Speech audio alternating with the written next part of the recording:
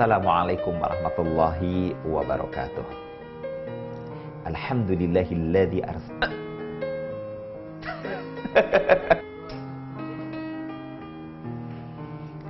Assalamualaikum warahmatullahi wabarakatuh. Alhamdulillahilladzi arsala rasulahu bil huda wa dinil haqq liyudhhirahu 'ala dini kullihi wa kafa billahi syahida.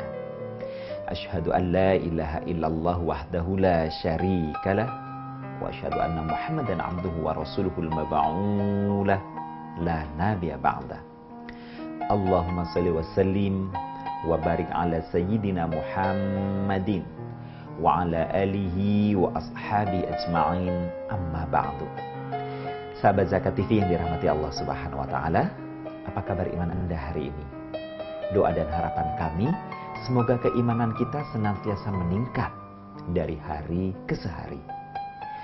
Dengan meningkatnya keimanan, kita berharap setiap kesalahan-kesalahan yang barangkali itu bagian dari fitrah kemanusiaan bisa segera kita perbaiki. Dengan perbaikan kesalahan dalam kehidupan rumah tangga kita, semoga kebersamaan kita dengan pasangan kita, dengan anak-anak kita, dengan keluarga besar kita akan senantiasa terjalin dengan erat. Ketika kebersamaan dengan pasangan, dengan anak-anak, dengan keluarga besar terjalin dengan erat, pasti menjalani hidup pun akan terasa nikmat. Oleh karena itu, dalam kesempatan yang berbahagia ini, kita akan berbincang tentang memperbaiki kesalahan. Setiap kita pasti tidak ingin melakukan kesalahan, apalagi dengan kesengajaan. Setiap kita tahu bahwa kesalahan adalah sebuah keburukan.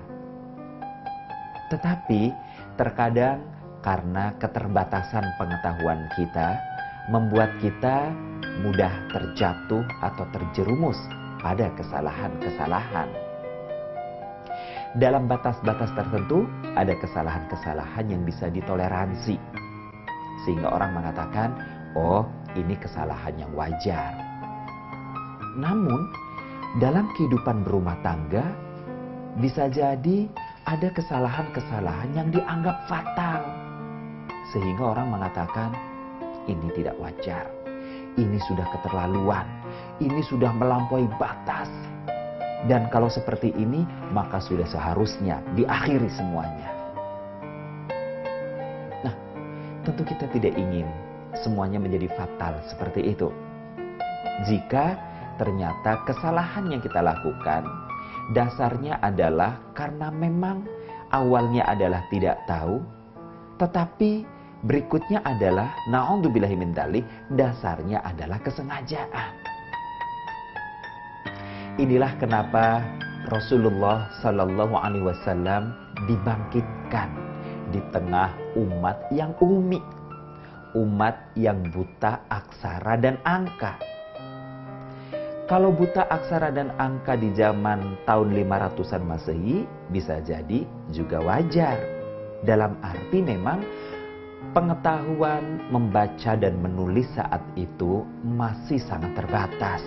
Tetapi ketika ayatnya ternyata diturunkan semenjak 15 abad yang lalu sampai hari ini tetap masih dengan lafaz bahkan dengan teks yang sama. Walladzi ba'atsa fil ummiyina rasulan minhum misalnya. Dalam surah Al-Jumu'ah ayat 2 Allah menyebutkan demikian. Dialah Allah yang telah membangkitkan seorang Rasul di tengah umat yang ummi di kalangan mereka. Kalau kita mau larikan dalam kehidupan hari ini, kehidupan rumah tangga mana yang masih dalam keadaan ummi, dalam arti tidak bisa membaca dan menulis, justru di era digital seperti sekarang ini. Justru mereka yang hidup di era di mana dunia sudah betul-betul laksana desa raksasa. Bahkan peristiwanya bisa disaksikan langsung di depan mata. Sumber telekomunikasi atau sumber informasinya dengan telekomunikasi yang sudah ada dalam genggaman tangan. Rasanya orang akan mengatakan sudah sangat sedikit, sudah sangat jarang. Dan kalau kita mau lihat, ternyata munculnya problem-problem kesalahan dalam kehidupan rumah tangga justru terjadi di era telekomunikasi. Sedikit jauh saya berbicara, misalnya di era sosial media seperti sekarang ini. Begitu menebarnya atau menyebarnya media sosial di tengah masyarakat, mulai dari Facebook, WhatsApp, kemudian BBM, sekarang ini ada Line, Skype, dan lain sebagainya. Meningkat yang semula hanya tulisan, berubah kini sudah menjadi gambar. Orang berada di seberang lautan berbicara, di tempat ini kita bisa melihat gambarnya. Anak muda menyebutnya video call, sudah mulai terjadi. Tetapi justru di era yang kata kita, era keterbukaan, era ilmu pengetahuan, era yang mestinya kecerdasan manusia semakin meningkat, justru problem kehidupan rumah tangga terkadang muncul kesalahan-kesalahannya.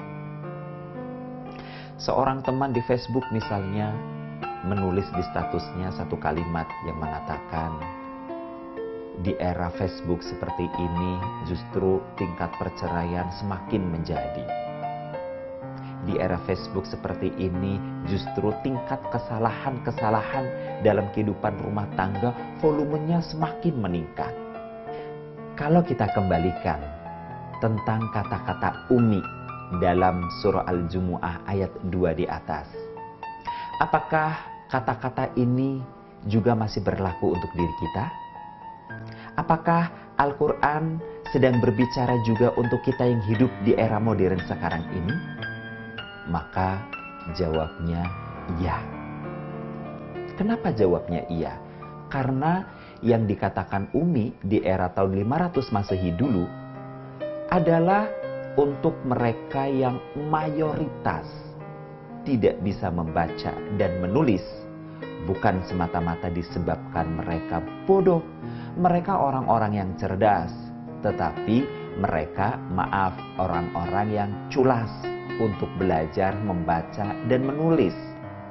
Dampak dari keculasan, maka yang muncul kemudian adalah sikap menggampangkan, sikap memudah-mudahkan, sikap meremeh-remehkan, meremehkan persoalan, memudahkan pekerjaan, bukan memudahkan dalam arti memperlancar dan melayani orang lain, tetapi yang terjadi pada masa itu adalah mereka enggan untuk belajar membaca dan menulis. Dampak buruknya adalah mereka menjadi orang-orang yang tidak pandai memaknai setiap peristiwa-peristiwa. Dan tak terkecuali adalah peristiwa yang terkait dengan informasi keimanan. Informasi keimanan seperti apakah pada masa itu yang datang kepada masyarakat yang oleh Al-Quran disebut Umi tadi? Akan saya lanjutkan pembahasannya selepas yang berikut ini.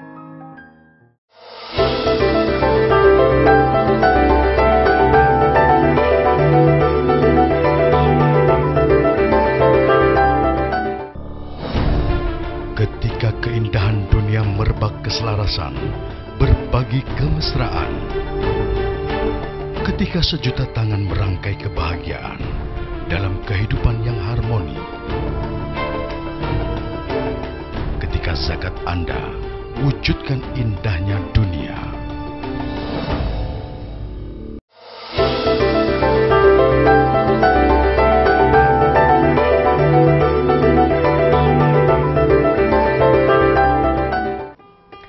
Anda masih bersama dengan Zakat TV dalam program Asmara.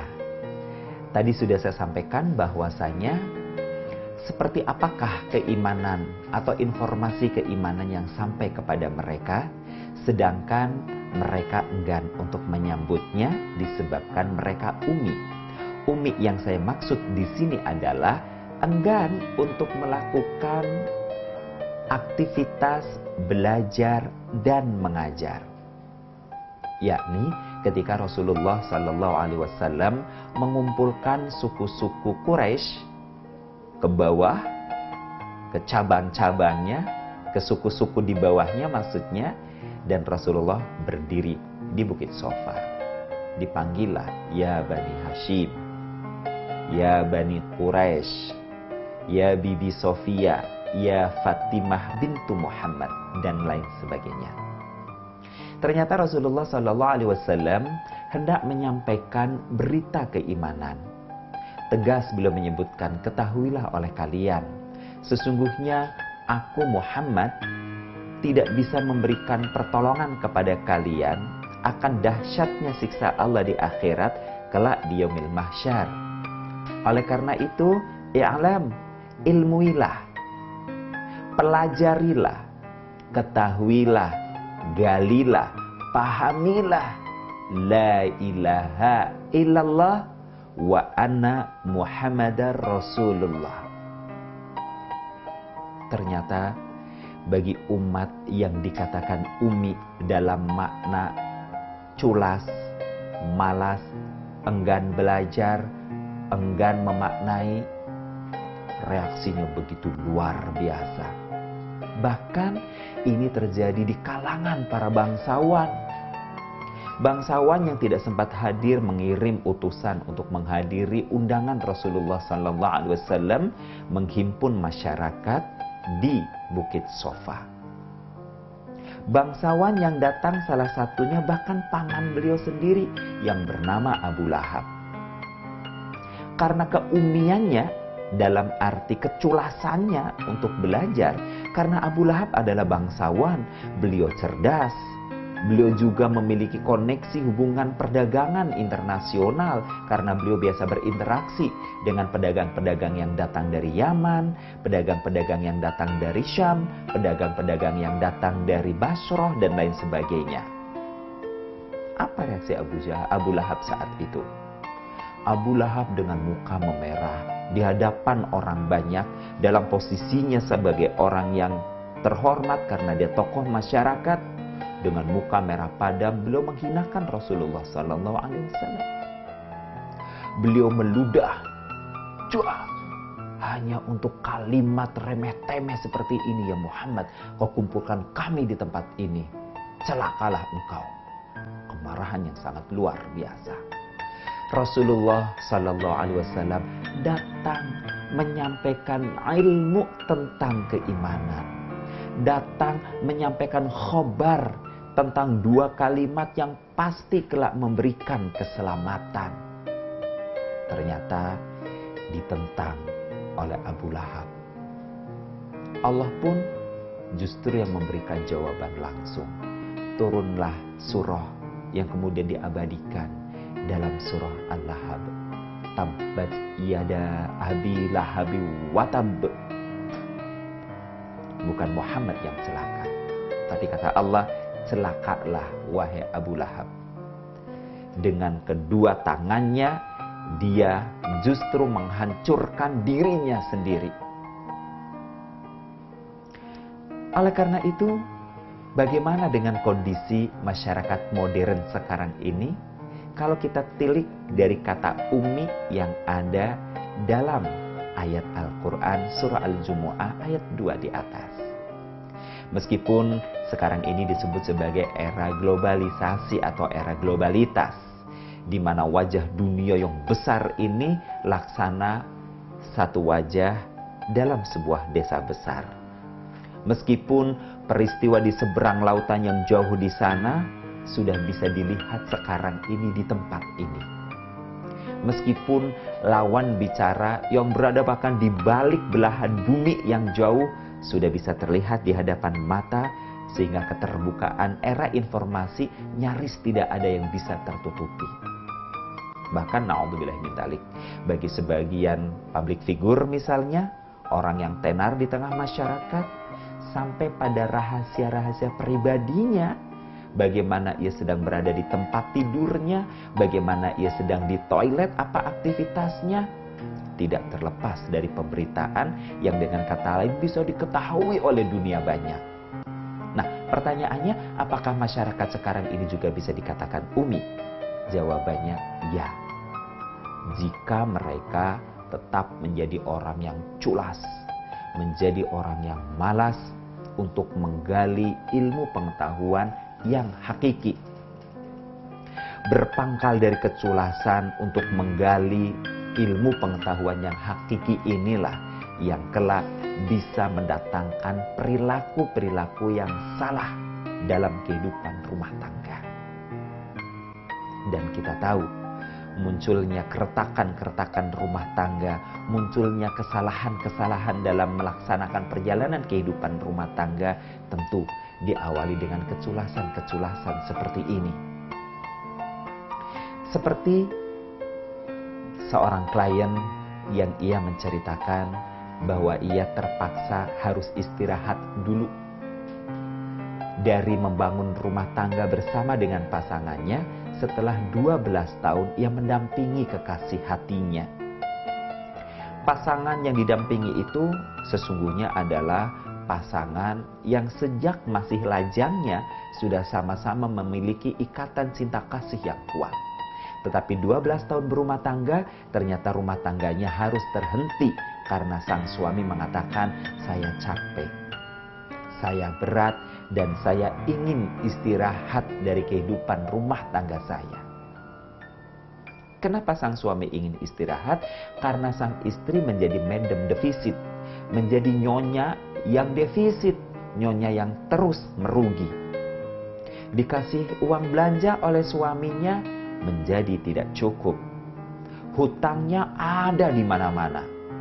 Ketika ditanya oleh sang suami, apakah betul ibu berhutang pada si Polan? Dia menjawab iya. Apakah betul ibu berhutang pada polanya? Dia menjawab iya. Jujur memang sang istri. Tetapi ketika ditanya kemana uangnya, dia sendiri mengatakan, aku juga tidak tahu, Pak. Sang istri sudah diingatkan ketika penyakit berhutangnya muncul, ternyata di tahun-tahun awal pernikahan, agar ia merubah kebiasaannya. Ternyata sang istri enggan melakukannya. Ini disebut kaum atau umat yang umi. Dia tahu bahwa banyak hutang kemana-mana, kesana kemari, itu tidak baik. Dia tahu bahwa dalam memanage keuangan mestinya cukupkan saja dari pemberian sang suami. Apalagi dua-duanya bekerja. Dengan kata lain, sang istri juga berpenghasilan. Mestinya ketika istrinya mendapat nilai 1 dari penghasilannya, suami mendapatkan nilai 1 dari penghasilannya, maka angkanya menjadi 2. Ketika angkanya menjadi 2, mestinya tidak membutuhkan lagi angka 3 dan seterusnya. Ini yang terjadi, justru muncul angka-angka berikutnya dalam angka-angka hutang. Nah, bagaimanakah memperbaiki kesalahan-kesalahan yang seperti ini dalam kehidupan rumah tangga selain dengan kata CEARAI? Saya akan lanjutkan selepas pesan-pesan yang berikut.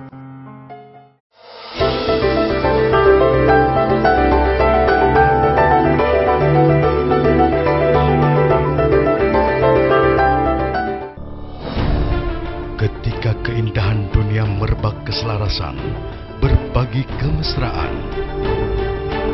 Ketika sejuta tangan merangkai kebahagiaan dalam kehidupan yang harmoni. Ketika zakat Anda wujudkan indahnya dunia.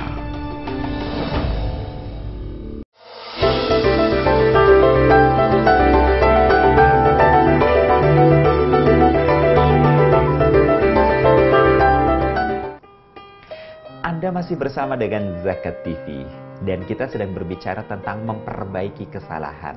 Tadi sudah saya hantar sedikit bahwa di kalangan umat sekarang ini bisa juga dikatakan umat yang umi. Justru di saat teknologi ilmu pengetahuan, teknologi baca dan tulis, orang bahkan sudah menggunakan gadget dan lain sebagainya yang mestinya pengetahuan ini sudah teramat sangat terang benderang. Tapi kok bisa juga ya berlaku ayat tentang umi di atas tadi, ya, orang yang buta aksara dan angka. Ternyata kalau kita telisik dari sejarahnya adalah orang yang culas, orang yang malas, orang yang enggan untuk belajar, orang yang enggan untuk memahami setiap makna, khususnya adalah makna-makna keimanan. Sehingga dalam kehidupan rumah tangga sering muncul persoalan-persoalan, sering perbuatannya mengarah pada kesalahan-kesalahan. pada kisah yang sudah terhantar tadi, kemudian adalah seorang suami atau seorang kepala keluarga merasa lelah memikul beban kehidupan rumah tangga dengan istri yang medem defisit, yang istrinya adalah seorang pemboros, orang yang hutangnya ada di mana-mana. Nah, kelanjutan kisah ini sayangnya adalah sang suami betulan istirahat, sang istri diceraikan. Namun kehendak Allah memang berlaku lain. Setelah 2 tahun berpisah, 2 tahun bercerai, ternyata kedua-duanya saling menyadari. Maka kemudian setelah 2 tahun berpisah, masuk tahun ketiga, mereka kembali rujuk. Mereka bersepakat untuk memperbaiki kesalahan-kesalahan mereka. Nah, dari manakah dua insan ini kemudian mencoba untuk memperbaiki kesalahan-kesalahannya di masa yang lalu? Mari kita lihat. Yang pertama, dua insan ini adalah dua insan yang beriman kepada Allah dan Rasulullah Muhammad sallallahu alaihi wasallam.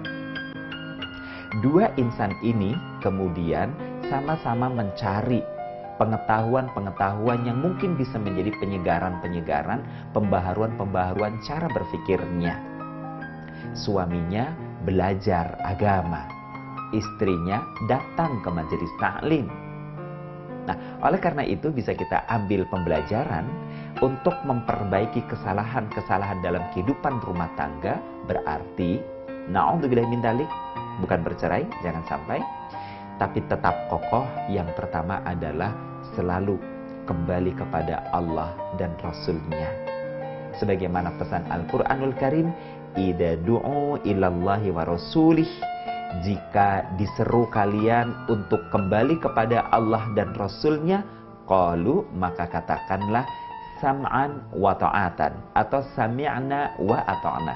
Kalau Al-Quran yang mengatakan demikian, ya, kami dengar dan kami patuh.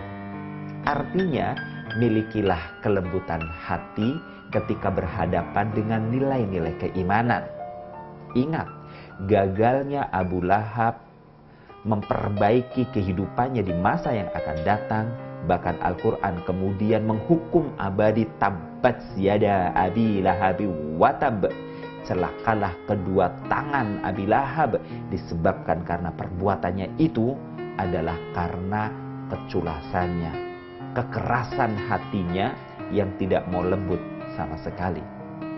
Maka sebagai orang-orang beriman, wahai saudaraku, sahabat Zakat TV yang dirahmati Allah Subhanahu wa taala, lembutkan hati kita terhadap keimanan. Siaga satulah untuk senantiasa menyambut seruan-seruan Allah Subhanahu wa taala. Jika Allah memerintahkan kepada kita tentang amanah, maka amanahlah. Jika Allah Subhanahu wa taala memerintahkan kepada kita wasyawirhum fil amr, pergaulilah mereka dengan pergaulan yang baik, maka pergaulilah pasangan kita, anak-anak kita, keluarga besar kita dengan pergaulan yang baik. Selalulah kembali kepada Allah dan Rasul-Nya, senantiasalah pasang telinga kita dan tanamkan di dalam hati kalimat sami'na wa ata'na. Ya Allah, aku dengar dan aku patuh. Artinya, lakukan nilai-nilai keimanan. Jangan ada satu perbuatan pun dalam kehidupan rumah tangga kita, kecuali perbuatan kita itu dasarnya adalah nilai-nilai keimanan kepada Allah dan Rasul-Nya. Sehingga dengan demikian keumian-keumian kita tentang sesuatu yang betul-betul kita jahil, tidak tahu disebabkan karena keterbatasan kita, dan dengan itu menjatuhkan kita pada perbuatan yang salah. Semoga kesalahan ini bukan atas dasar kesengajaan. Semoga kesalahan ini bukan dasar na'udzubillahi min dzalik untuk menentang Allah dan Rasul-Nya. Semoga kesalahan yang terjadi bukanlah kesalahan yang ditujukan untuk menyakiti hati pasangannya, tapi betul-betul kesalahan karena kekhilafan seorang insan. Sebagaimana yang Rasulullah sebutkan, al-insan al-khata' wan nisyan. Manusia itu identik dengan kesalahan dan kekurangan atau kekhilafan. Namun khairul khata', sebaik-baik orang yang melakukan kesalahan, sebaik-baik orang yang melakukan kekeliruan adalah orang yang istighfar dan tubu ilallah, orang yang mohon ampun dan kembali kepada Allah Subhanahu wa Ta'ala. Maka yang kedua yang bisa kita lakukan adalah bergaul dengan orang-orang alim, bergaul dengan orang-orang soleh. Bukan sekedar bergaul dalam batas sayhalo kemudian berlalu begitu saja, tetapi bergaul dengan orang-orang alim dalam rangka menyerap pengetahuannya, dalam rangka menimba ilmunya, dalam rangka mengambil hikmah-hikmah yang ada padanya. Sehingga dengan itu bukan hanya hati kita yang lembut, tapi cakrawala berpikir kita pun akan berkembang meluas. Bukan hanya hati lembut dan cakrawala berpikir mengembang meluas, tetapi juga kejernihan, kebersihan, kesucian jiwa akan senantiasa terpelihara. Yang dengan ini akan menjadi air kesejukan, yang akan menjadi air penjernih dari setiap keruhnya persoalan-persoalan kehidupan rumah tangga. Ilmunya akan menjadi penyinar kebodohan karena kesalahannya. Ilmunya akan menjadi air pensuci yang akan menyucikan kotoran-kotoran kesalahan dalam perbuatan-perbuatannya. Ia akan memiliki kemampuan memperbaiki dirinya jika ia melakukan kesalahan-kesalahan. Sehingga orang-orang yang bertakwa cirinya muncul pada dirinya. Yakni ciri orang bertakwa jika tertimpa was-was bisikan dari setan, dzakarallah fastaghfiru dzunubahum. Segera ingat kepada Allah dan mohon ampun kepadanya. Sesungguhnya tidak ada yang bisa mengampuni dosa-dosa kecuali Allah Subhanahu wa Ta'ala. Maka yang ketiga dalam kesempatan ini yang terakhir adalah memperbaiki kesalahan dengan selalu tubu ilallah taubatan nasuha. Senantiasa bertaubat kepada Allah Subhanahu wa Ta'ala dengan sebaik-baiknya taubat. Kembali kepada Allah dengan kembali yang bersih. Tanggalkan egoisme, munculkan keimanan, ikut aturan Allah. Perbaiki hubungan dengan sesama, dalam hal ini terhadap pasangan, anak-anak, dan keluarga besar. Mudah-mudahan bermanfaat untuk kita semua. Ila liqa fi amanillah, billahi taufik wal hidayah. Wassalamualaikum warahmatullahi wabarakatuh.